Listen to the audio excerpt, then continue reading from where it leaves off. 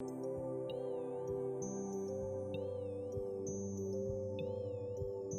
urgently need to boost reader engagement. That means driving more traffic and converting more readers to paid subscribers. Now, the data should give us some idea of what our audience likes. So, what stuff really resonates? Which sections are readers interacting with most? If we look at the engagement metrics, such as number of unique visitors and attention time, we can see at a glance how each section is performing. Let's look at the number of unique visitors first. As you can see, the three most popular ones are society, entertainment, and technology.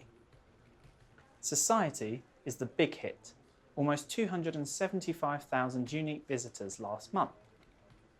And the chart also indicates that the travel section is popular, with over 220,000 visitors in October. Interesting. The chart also reveals which sections are performing badly, so we can conclude that the sports section isn't doing well. Less than 60,000 visitors in October. Well, there are countless sports magazines out there. Every newspaper has their sports section. We just can't compete. If we want the full picture though, we need to look at other indicators of engagement. Here's what readers are spending most time on.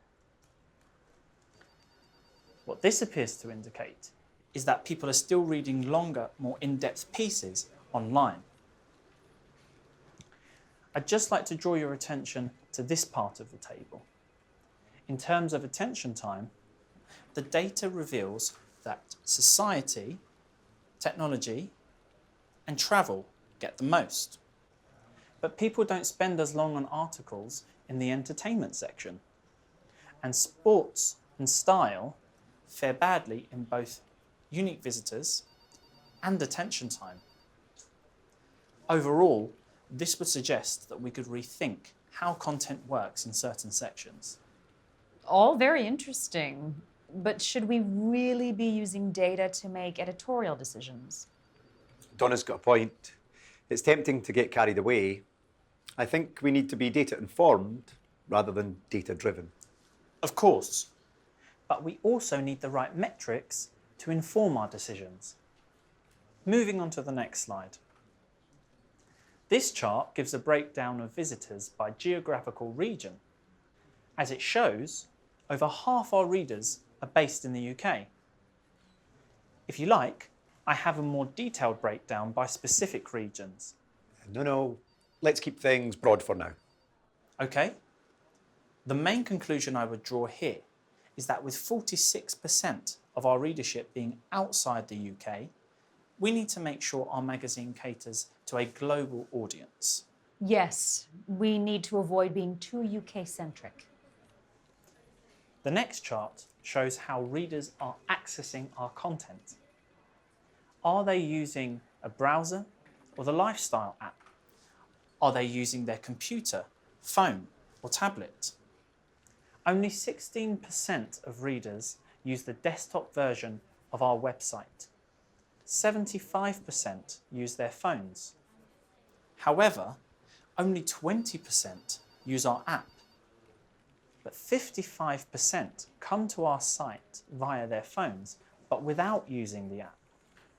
This is significant because we need to encourage way more users to install our app. If they're using the app, it will drastically improve the odds that they'll come back to the site. Now, 1,230 users responded to our user poll. They rate our magazine very highly, and 8 out of 10 would recommend us to friends. That's good. We're not just churning out the stuff our rivals do, like the same old bland content, and it's really paying off. Right.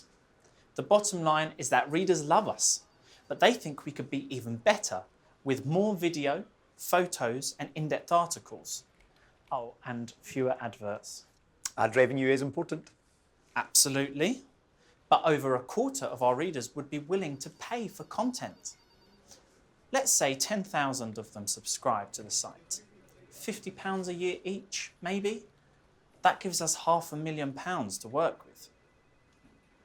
Overall then, I'd like to recommend that we use analytics more consistently and regularly. I understand your skepticism about metrics, but I do feel they can show us useful patterns and help us shape our content.